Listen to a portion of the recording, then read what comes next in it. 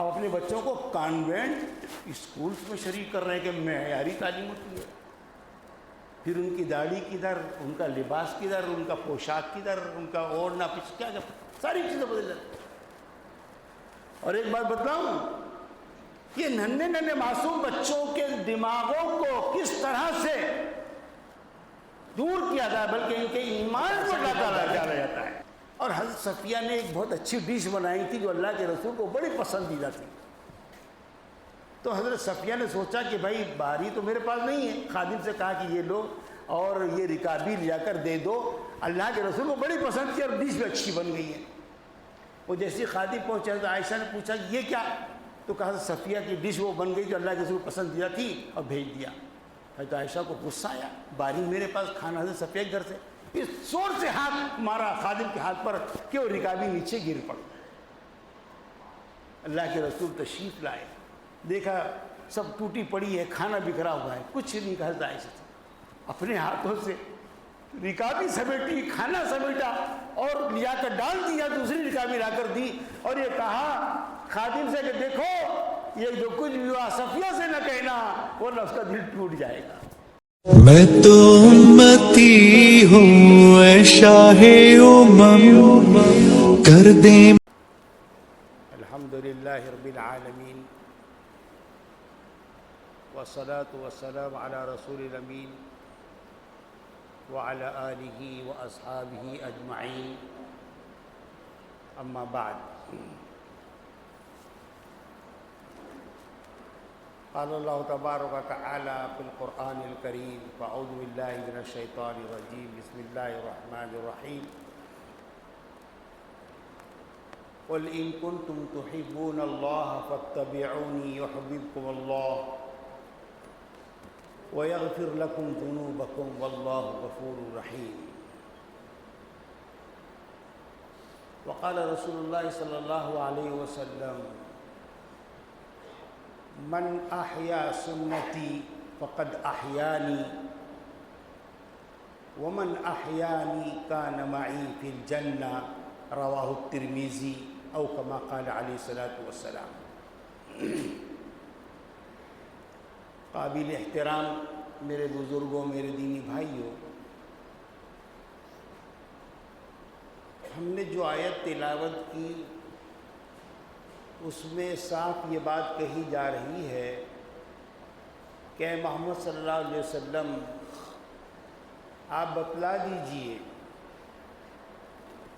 کہ اگر تم اللہ سے محبت کرتے ہو، اللہ کی محبت کے دعوے دار ہو،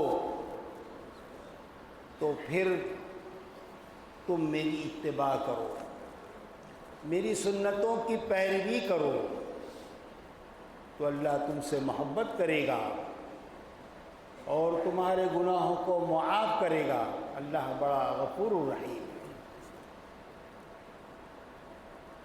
یہ ایک حقیقت ہے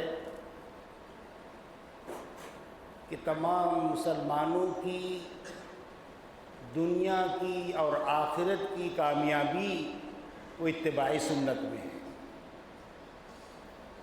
اور ہماری تاریخ گواہ ہے کہ ہمارے اسلاف نے جب سنتوں کی اتباع کی، سنتوں کی پیروی کی، تو وہ ترقی کے بام عروج کو پہنچ گئے، دنیا پر حکومتیں کی، اور جس وقت انہیں ترک سنت کر دیا، اللہ کے رسول کی سنتوں کو چھوڑ دیا، تو پھر وہ بلندی سے پستی کی طرف گر پڑے، اور جہاں گیری اور جہاں بانی کے بجائے اغیار کی غلامی کا طوق اپنے گلے میں ڈال کر پھرنے لگے، در در کی ٹھوکریں کھانے لگے اور قعر مذلت میں گر گئے، اور یہ مذلت کے اس کھائی سے اس وقت تک نہیں نکل سکتے جب تک کہ وہ حضور پاک صلی اللہ علیہ وسلم کی سنتوں کو اپنی زندگی میں نہ لائیں، ان پر عملاً پیروی کی نہ کریں، یہ ذلت و خواری سے نہیں نکلتا۔ صحابہ کرام کی ہم تاریخ پڑھیں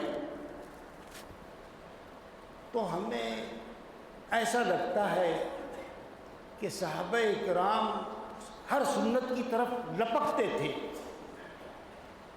ہر چھوٹی سے چھوٹی سنت کو اپنی زندگی کے اندر ڈھالتے تھے، اور یہاں تک کہ اگر اللہ کے رسول کی صرف خواہش ہوتی کہ میری خواہش ایسی ہے، اس کو وہ پورا کرنے کی پوری کوشش کرتے تھے۔ میں کچھ صحابہ کرام کی نمونے بتلاتا ہوں کہ کس طرح وہ سنت پر عمل پیرا تھے اور کس طرح سے وہ سنتوں کو اپنی زندگی میں ڈھالتے تھے۔ آتا ہے کہ جب ایران فتح ہوا فارس، اور وہاں کے عمرا نے ایک دسترخوان بچھایا، حضرت حذیفہ بن یمان رضی اللہ عنہ اس دسترخوان پر بیٹھے، ان کے ساتھ عمرا کے ساتھ وہاں کے کھانا کھا رہے تھے۔ کھاتے کھاتے ایک لقمہ دسترخوان پر گر گیا، تو حضرت حذیفہ نے اس لقمے کو اٹھایا اور اس کو اٹھا کر کھا لیا۔ تو حضرت حذیفہ کے کوئی ساتھی بازو میں تھے اور انہوں نے کان میں کہا کہ حضرت یہ آپ کیا کر رہے ہیں؟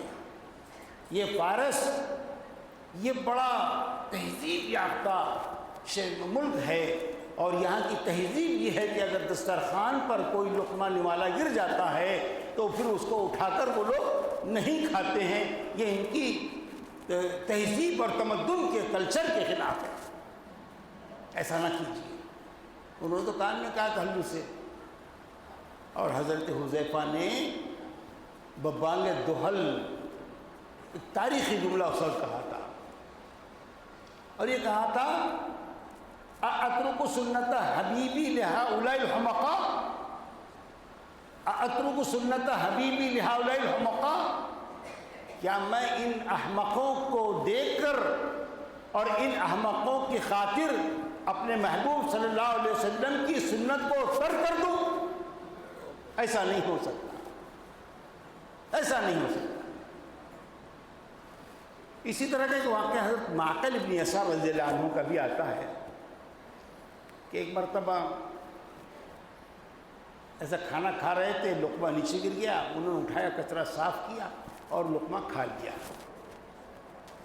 تو وہاں پر جو بہت سارے عجمی کسان تھے وہ ایک دوسرے پر دیکھنے لگے، اشارہ کرنے لگے، یہ امیر ہیں اور لقمہ گرا کر اس کو صاف کر کے کھا رہے ہیں۔ تو کسی ساتھی نے جو معقل کے تھے انہوں نے سمجھ لیا اور یہ کہا کہ اللہ امیر کو اصلاح پر رکھے، یہ عجمی کسان جو ہے ایک دوسرے کو اشارہ کر کے کہہ رہے ہیں کہ یہ کیا ہو رہا ہے، کھانا اتنا بڑا سامنے رکھا ہوا ہے اور اس میں سے یہ لقمہ گرا ہوا وہ اٹھا کر کھا رہے ہیں۔ تو حضرت معقل بن یسار نے بھی اسی طرح کی بات اس وقت کہی تھی، کہا کہ میں ان عجمی کسانوں کی وجہ سے اس چیز کو نہیں چھوڑ سکتا ہوں جو میں نے رسول اللہ صلی اللہ علیہ وسلم سے خود سنا ہے۔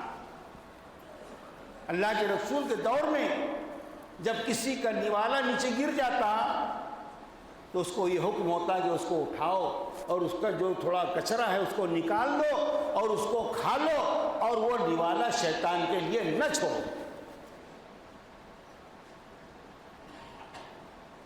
یہ اللہ کے رسول کی سنتوں کی پیروی کی یہ شوق، یہ ذوق۔ میں آپ کو بتاؤں، حضرت موسیٰ ابن عقبہ کہتے ہیں کہ میں نے دیکھا کہ سالم بن عبداللہ بن عمر، یہ حضرت عمر رضی اللہ تعالیٰ عنہ کے پوتے، وہ جب مکے سے مدینہ کے درمیان میں سفر ہوتا تو ان مقامات کو تلاش کر کے نماز پڑھتے تھے جہاں انہوں نے اپنے والد حضرت عبداللہ کو اور انہوں نے اپنے والد حضرت عمر کو نماز پڑھتے ہوئے دیکھا، اور حضرت عمر نے اللہ کے رسول صلی اللہ علیہ وسلم کو نماز پڑھتے ہوئے دیکھا کہ میرے حبیب صلی اللہ علیہ وسلم یہاں نماز پڑھی ہے، تو وہ نماز پڑھنے کا سلسلہ نہیں۔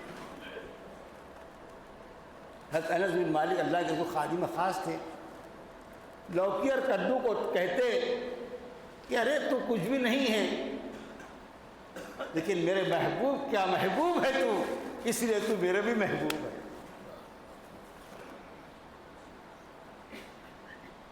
آپ صلی اللہ علیہ وسلم نے مرتبہ کہا کہ سرکہ سب سے عمدہ سالن ہے، تو حضرت جابر کہتے ہیں کہ اس کے بعد سے میں سرکے کو سب سے عمدہ سالن قرار دیتے اس سے محبت کرنے لگا اور کھانے لگا۔ امام مسلم نے ایک واقعہ نقل کیا کہ اللہ کے رسول صلی اللہ علیہ وسلم کی مجلس میں ایک صحابی کے ہاتھ میں سونے کی انگوٹھی تھی، سونے کی انگوٹھی آپ نے ان کے ہاتھ سے نکالی اللہ کے رسول نے اور اس کو دور پھینک دیا، کہا کچھ نہیں اور چلے گئے۔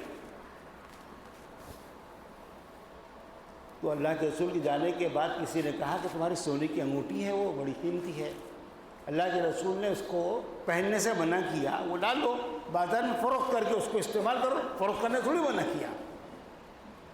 کیا کہا انہوں نے؟ خدا پاک کی قسم، جس انگوٹھی کو اللہ کے رسول نے نکال کر پھینک دیا ہے اس کی طرف نگاہ بھی اٹھا کر نہیں دیکھوں گا، لینا تو بہت دور کی بات ہے۔ یہ ہے محبت۔ ایک مرتبہ اللہ کے رسول کے دور میں اصل میں عورتیں جو ہے نماز پڑھنے کے لیے مسجد نبوی میں آتی تھیں، تو ہوتا ہے تھا کہ ادھر سے ادھر سے عورتیں بھی آ رہی ہیں، مرد بھی آ رہے ہیں۔ ایک مرتبہ اللہ کے رسول نے فرمایا کاش، ایک دروازے کی طرف اشارہ کریے، کاش یہ دروازہ ہم عورتوں کے لیے چھوڑ دیتے۔ مخصوص کیا نہیں آپ نے، لیکن کیا کہا؟ کاش یہ دروازہ ہم عورتوں کے لیے چھوڑ دیتے۔ تو حضرت عبداللہ بن عمر نے اللہ کے رسول کی بات سنی، اور جب سنی تو اس کو عورتوں کے لیے چھوڑ دیا، زندگی بھر اس دروازے سے کبھی داخل نہیں، کہ میرے حبیب کی خواہش تھی کہ یہ دروازہ عورتوں کے لیے ہم چھوڑ دیتے، میں نے چھوڑ دیا۔ اللہ کے رسول جب بیعت کراتے صحابہ کرام سے تو اس میں جو ہے یہ بھی کہتے کہ دیکھو لوگوں سے کبھی سوال نہ کرنا، جو بہت ساری چیزیں ہوتی ہیں لوگوں سے سوال نہ کرنا۔ صحابہ کرام اس پر اس سختی سے عمل کرتے تھے کہ اگر وہ اونٹ پر سوار ہوتے اور ان کی چھڑی گر جاتی تو کسی سے کہتے نہیں کہ مجھے چھڑی مجھے اٹھا کر دو، بلکہ اس اونٹنی کو بٹھاتے، وہ چھڑی اٹھاتے اور پھر اونٹنی کو کھڑے کر کے پھر سوار ہوتے۔ حالانکہ اونٹنی کو بٹھانا اور کھڑا کرنا بڑا دشوار عمل ہوتا ہے، لیکن چونکہ اللہ کے رسول کے ہاتھ پر بیعت کر لیا تھا، کسی سے کوئی بھی سوال نہیں کر سکتا، یہ بھی نہیں سوال کرے گا، یہ بھی سوال کرے گا۔ حضرت علی بن ربیعہ کہتے ہیں کہ ایک مرتبہ حضرت علی کو دیکھا سفر کے لیے تشریف لے جا رہے ہیں، تو حضرت علی نے رکاب پر پیر رکھا تو بسم اللہ کہا، سواری پر سوار ہو گئے الحمدللہ کہا، پھر وہ دعا پڑھی سبحان الذی سخر لنا ھذا وما كنا له مقرنین وانا الی ربنا لمنقلبون، پھر جو ہے الحمدللہ 3 مرتبہ کہا، اللہ اکبر 3 مرتبہ کہا، اور یہ دعا پڑھی سبحانک انی ظلمت نفسی فاغفر لی فانہ لا یغفر الذنوب الا انت، اور پھر ہنس پڑے۔ تو حضرت علی بن ربیعہ کہتے ہیں کہ حضرت علی سے پوچھا کہ آپ کیوں ہنس پڑے، آپ کیوں ہنس پڑے؟ تو حضرت علی نے کہا کہ میں نے رسول اللہ صلی اللہ علیہ وسلم کو دیکھا کہ آپ یہ ساری دعائیں جو اتنی سب پڑھنے کے بعد اللہ کے رسول ہنس پڑے، تو جیسے تم نے مجھ سے سوال کیا میں نے ایسے اللہ کے رسول سے سوال کیا، اللہ کے رسول آپ کیوں ہنس پڑے؟ تو اللہ کے رسول نے کہا کہ جب بندہ اللہ کے سامنے اپنے گناہوں کا اعتراف کرتا ہے کہ اللہ میں نے بڑا ظلم کیا، بڑا پاپی ہوں، اب تو ہی معاف کر دے، تیرے در کے علاوہ کوئی در نہیں اور تیرے گھر کے علاوہ کوئی گھر نہیں، معاف کر دے مولا تو کہا اللہ بہت خوش ہوتا ہے، بہت خوش ہوتا ہے۔ بس اللہ کی اس خوشی کو یاد کر کے میں ہنس دیا، ہنس پڑا۔ اب یہ ہنسنا یہ ہماری اللہ کے رسول کی سنت ہے۔ اب صحابہ کرام بھی جب سوال ہنستے تھے، کیوں؟ اللہ کے رسول نے ہنس دیا، بس ہنس پڑے تو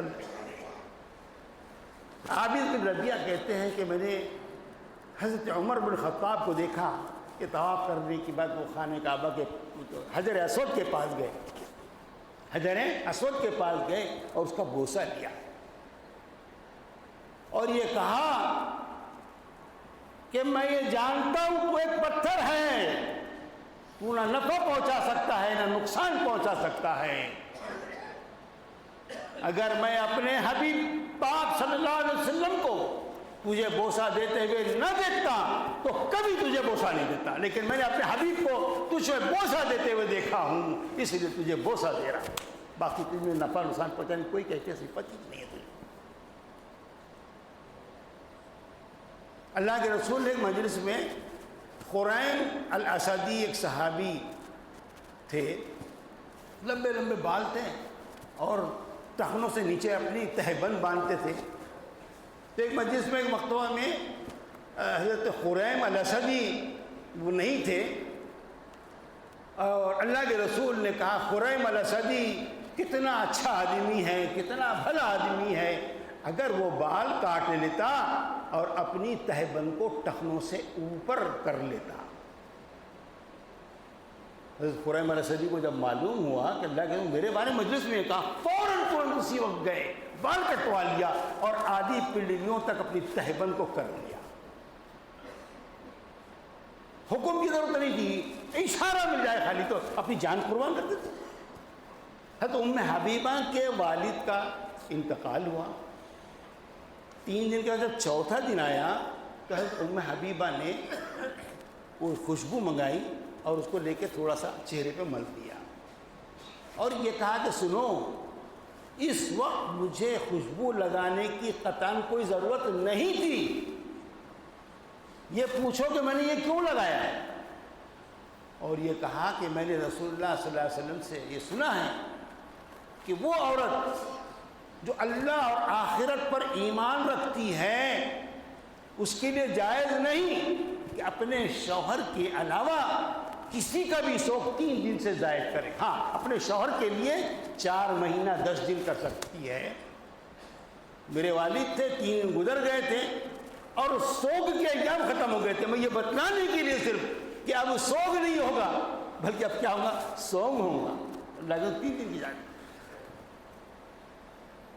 میرے بزرگوں، میں واقعات پر واقعات بیان کروں تو شام ہو جائے گا اور واقعات ختم نہ ہو۔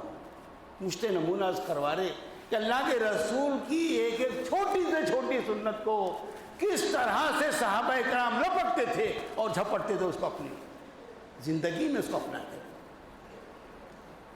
آج ہماری سنتوں کا کیا ہو رہا ہے ہمارے پاس میں؟ ہم کتنا عمل کر رہے ہیں؟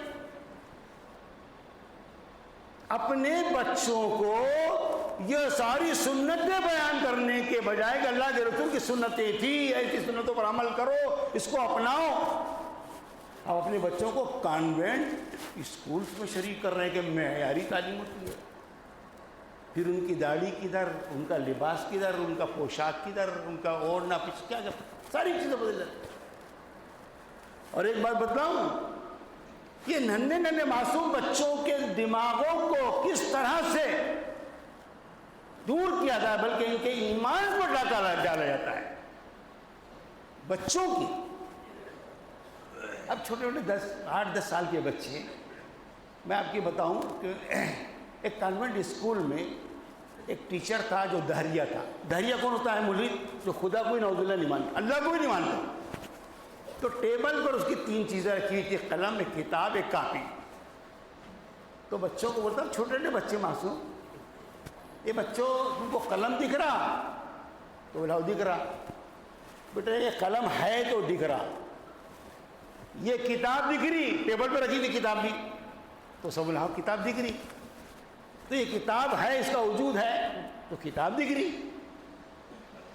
یہ کاپی دکھ رہی تو بولا دکھ رہی۔ تو کیا بولتا وہ اس سے کہ بچوں جو چیز ہوتی وہ دکھتی اور جو چیز نہیں ہوتی وہ نہیں دکھتی۔ اب کیا بولتا؟ نعوذ باللہ، اللہ تم کو دکھ رہا، نعوذ باللہ، کیا بولتا ہوں؟ اللہ تم کو دکھ رہا؟ تو بچوں نے نہیں دکھ رہا، نہیں دکھ رہا نا، نہیں دکھ رہا. ہاں تو جب نہیں ہوتا تو نہیں دکھتا، ہوتا تو دکھتا. نعوذ باللہ اس طرح سے ذہن بدلا جاتا ہے. لیکن میں آپ کو بتلاتا ہوں، اب ہمارے یہاں پر مکتب ہے، جو بچے کالج میں اسکول پڑھتے ہیں یہاں آ کے مکتب میں ہی پڑھتے ہیں، عصری شعبہ ہے. اب اس کے طالب علم جو مکتب میں پڑھتا تھا اس نے کہا سر میں آپ کی بات کو اپنے ساتھیوں کو اچھے سے سمجھا دیتا ہوں. بڑا خوش ہو گیا، آؤ بیٹے آؤ.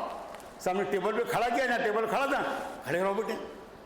اب اس نے بچوں سے کہا میرے ساتھیوں اتنی پیاری بات بولے سر نے، کتنی پیاری بات بولے کہ جو دکھتا وہ ہوتا، جو تو دکھتا. ایک قلم بتائے، ایک کتاب بتائے، کاپی بتائے. ہوتا تو دکھتا، نہیں ہوتا تو نہیں دکھتا. میرے ساتھیوں تم کو سر کی عقل دکھ رہی؟ سر کی عقل دکھ رہی؟ نہیں دکھ رہی. پھر بولو سر کی عقل دکھ رہی؟ نہیں دکھ رہی. ہوتی تو دکھتی، ہوتی تو دکھتی، اور یہ سر کو یہ بات ہو دکھتی.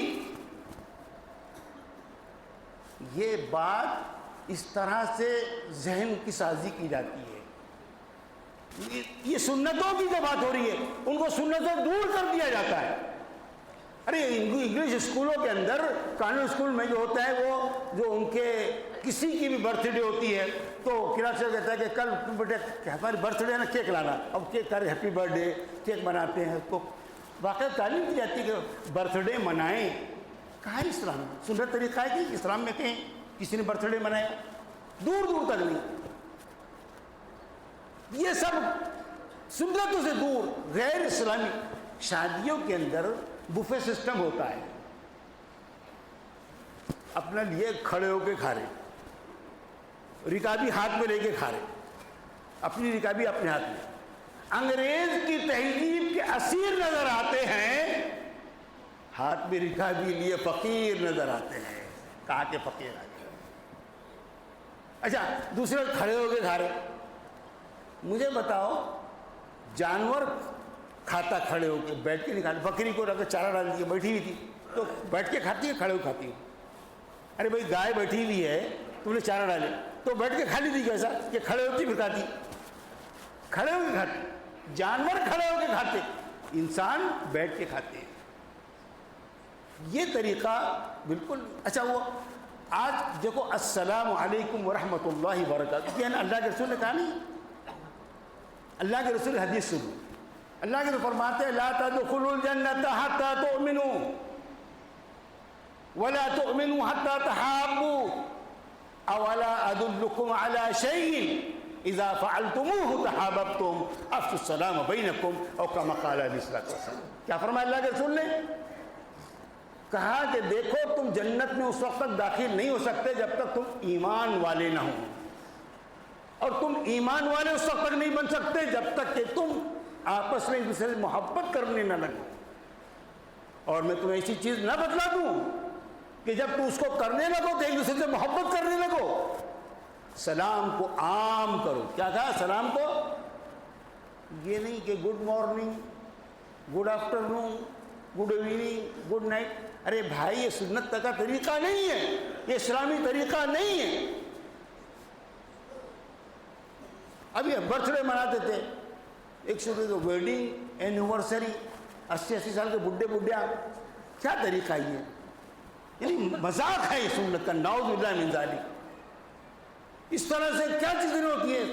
نیو ہیپی ایئر ہے، ویلنٹائن ڈے، یوم عاشقہ، ہدایہ کا آپس میں جو ہے وہ تبادلہ ہوتا. کیسے ہدایہ کا تبادلہ ہوتا ان کو معلوم. یہ چیزیں جو ہیں یہ اسلام سے تعلق نہیں ہے. اپنے بچوں کو اللہ کے رسول کی سنتیں بتلائیں،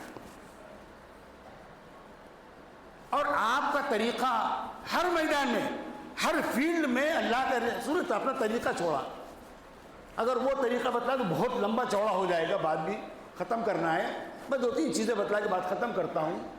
اللہ کے رسول صلی اللہ علیہ وسلم کا دیکھیں سنت کا طریقہ، معاملہ. سب سے زیادہ مسلمان بگڑے ہوئے ہیں معاملات کے اندر. معاف کرنا، آپ جو ہے برا مت مانیے، معاملات سب سے زیادہ ہمارے خراب. اللہ کے رسول صلی اللہ علیہ وسلم نے ایک یہودی سے کھجوریں جو ہے وہ قرض لی. اس نے تقاضا کیا اللہ کے رسول سے کھجوروں کا. اللہ کے رسول ایک انصاری صحابی سے کہا کہ اس کو کھجوریں دے دو. تو انصاری صحابی نے دے دیا. اس نے کہا کہ یہ ردی کھجوریں ہیں, میں نے جو کھجوریں دی تھی وہ عمدہ کھجوریں تھی, یہ ردی کھجوریں میں نے لوں گا.